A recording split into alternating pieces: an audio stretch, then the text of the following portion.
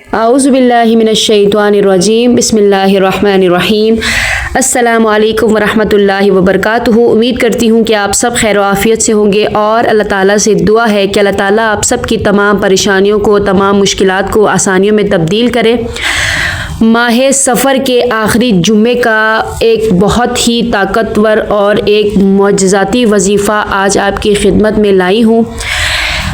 کیا آپ پریشان ہیں؟ کیا آپ کی کوئی ایسی حاجت ہے جو سالوں سے پوری نہیں ہو رہی؟ کیا رزق کی تنگی ہے، قرض کا بوجھ ہے، اولاد کی پریشانی ہے یا گھر میں لڑائی جھگڑے رہتے ہیں؟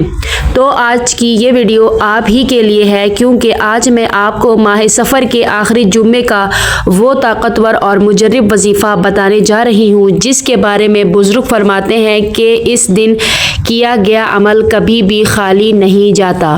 اس وظیفے میں صرف آیت الکرسی کو آپ لوگوں نے پڑھنا ہے، لیکن اس کا طریقہ ایک خاص ہے۔ اگر آپ نے اس طریقے کو صحیح سے کر لیا تو انشاءاللہ آپ خود اپنی آنکھوں سے اس کا معجزہ دیکھیں گے۔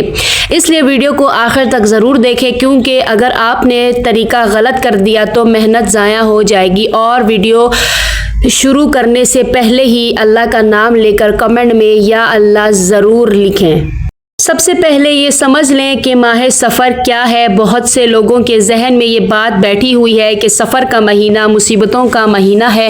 یہ بالکل غلط نظریہ ہے۔ ہمارے پیارے نبی حضرت محمد صلی اللہ علیہ وآلہ وسلم نے فرمایا کہ بیماری کا خود بخود لگ جانا، بدفعلی لینا، یہ سب جاہلیت کی باتیں ہیں۔ ہر مہینہ اللہ کا ہے، ہر دن اللہ کا ہے، لیکن سفر کا مہینہ ہجری سال کا دوسرا مہینہ ہے اور اس مہینے کے آخری جمعے کو اللہ والوں نے عبادت کے لیے بہت اہم قرار دیا ہے۔ اس لیے بزرگ فرماتے ہیں کہ اس دن استغفار، صدقہ اور قرآن کی تلاوت کا بہت ثواب ہے، کیونکہ اس مہینے کے بعد ربیع الاول کا مبارک مہینہ شروع ہو جاتا ہے۔ اس لیے اس دن اپنے گناہوں سے توبہ کرنے مہینے کی تیاری کر لیں، اور اسی لیے اس دن آیت الکرسی کا یہ عمل بہت افضل مانا جاتا ہے۔ یاد رکھیں، یہ وظیفہ کوئی نئی بات نہیں، یہ قرآن کی سب سے عظیم آیت کا وظیفہ ہے۔ اب آپ میں سے سارے لوگوں کو آیت الکرسی کی طاقت کا اندازہ ہوگا۔ اب یہ سوال ہے کہ آیت الکرسی ہی کیوں؟ تو آیت الکرسی قرآن پاک کی سب سے بلند آیت ہے۔ حدیث پاک میں آتا ہے کہ یہ عرش عظیم کی آیت ہے۔ اس میں اللہ کی توحید، اس کی بادشاہت اور اس کی قدرت کا ذکر کیا گیا ہے۔ نبی پاک حضرت محمد صلی اللہ علیہ وآلہ وسلم نے فرمایا، جو شخص ہر فرض نماز کے بعد آیت الکرسی پڑھتا ہے، اس کے اور جنت کے درمیان صرف موت کا فاصلہ رہتا ہے۔ تو سوچئے، جب ایک مرتبہ پڑھنے کی اتنی فضیلت ہے تو جو شخص 70 مرتبہ یقین اور عاجزی کے ساتھ اس کو پڑھے گا، اللہ اس کی جھولی کیسے خالی رکھ سکتا ہے؟ اس آیت میں اسم اعظم بھی ہے۔ بزرگ کہتے ہیں کہ اس آیت میں اللہ کا وہ نام ہے جس کے ذریعے دعا کی جائے تو اللہ کبھی بھی رد نہیں کرتا۔ اس آیت کا پڑھنے والا اللہ کی حفاظت میں آ جاتا ہے۔ شیطان، جادو، نظر بد اس کے قریب بھی نہیں آ سکتے۔ اب آتے ہیں اصل وظیفے کی طرف۔ غور سے سنیے، ایک ایک لفظ کو نوٹ کر لیں۔ ماہ سفر کے آخری جمعے کو جمعے کی نماز سے پہلے یا بعد کوشش کریں کہ جمعے کی نماز مسجد میں ادا کریں۔ اس کے بعد گھر آ کر ایک الگ پاک صاف کونا اختیار کریں جہاں آپ کو کوئی بھی تنگ نہ کریں۔ کپڑے آپ کے پاک ہو اور تازہ وضو کریں۔ قبلہ رخ ہو کر بیٹھ جائیں۔ آنکھیں بند کر کے سب سے پہلے 3 مرتبہ استغفار پڑھیں۔ استغفر اللہ ربی من کل ذنب واتوب الیہ۔ اس سے آپ کے دل کا میل صاف ہو جائے گا۔ اب دل میں اپنی حاجت کی نیت کریں، جیسے یا اللہ میں یہ عمل اپنے قرض کی ادائیگی کے لیے کر رہا ہوں، یا کوئی بھی آپ کی حاجت ہے، کوئی بھی آپ کی پریشانی ہے، کسی بھی قسم کا مسئلہ ہے، اس اپنی حاجت کو نیت میں رکھتے ہوئے، نیت کا دل صاف کرتے ہوئے زبان سے کہنا ضروری ہے۔ اس کے بعد اب آپ عاجزی اور انکساری کے ساتھ، پورے یقین کے ساتھ کتنی مرتبہ؟ 70 مرتبہ آپ نے مسلسل آیت الکرسی کو پڑھنا ہے۔ 70 اس کی تعداد ہے، نہ اس سے کم پڑھنا ہے نہ اس سے زیادہ۔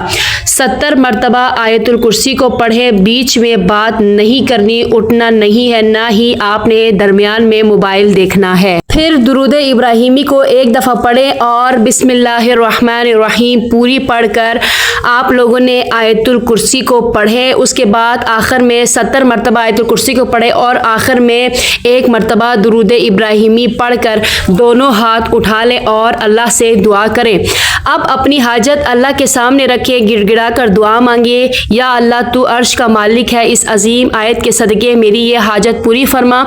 दुआ कम से कम 5 मिनट तक मांगे, रो कर मांगे, क्योंकि अल्लाह को रोने वाला बंदा बहुत पसंद है। इस अमल के बारे में कहा जाता है कि करने वाले की जायज़ हाजत अल्लाह अपने फजल से पूरी फरमा देता है, लेकिन शर्त यकीन है, बेयकीनी से पढ़ा गया वजीफ़ा असर नहीं करता।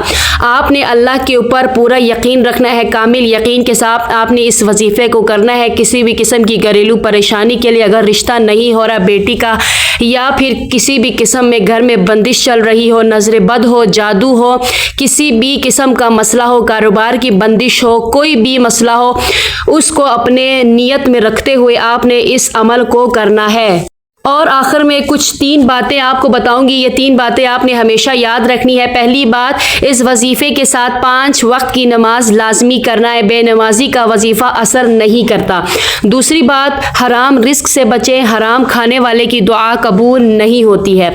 और तीसरी और इम्पॉर्टेंट बात, इस अमल को करने के बाद किसी का बुरा न सोचें, गीबत ना करें और हस्बे तौफीक सदका ज़रूर दें, चाहे 10 रुपये ही क्यों ना हो। सदका बलाओं को टालता है।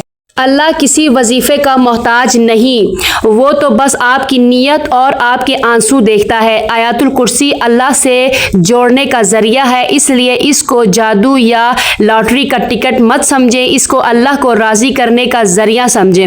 मुझे उम्मीद है कि आज की वीडियो आपको पसंद आई होगी। अगर आप चाहते हैं कि अल्लाह आपकी मुश्किल आसान करे तो इस वीडियो को एक मजबूर इंसान तक ज़रूर शेयर करें। मिलते हैं आपसे अगली वीडियो में, तब तक के लिए अपना बहुत सारा ख्याल रखिए। अल्लाह हाफिज़।